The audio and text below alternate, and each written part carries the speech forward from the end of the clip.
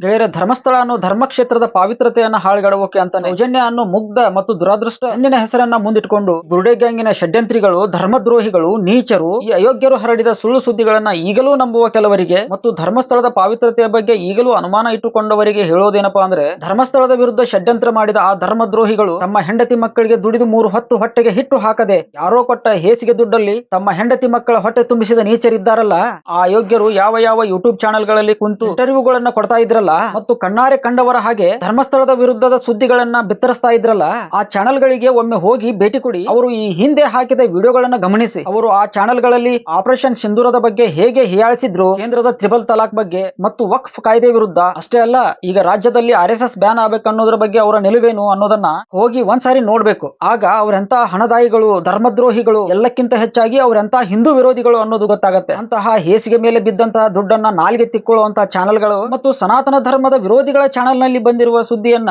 ಕೆಲವರು ನಿಜ ಅನ್ಕೊಂಡ್ರಲ್ಲ, ಅದರ ಸಲುವಾಗಿ ಸ್ವಲ್ಪ ನೋವಿದೆ. ನಾವು ಇನ್ ಮುಂದಾದ್ರೂ ಎಚ್ಚರದಿಂದಿರೋಣ.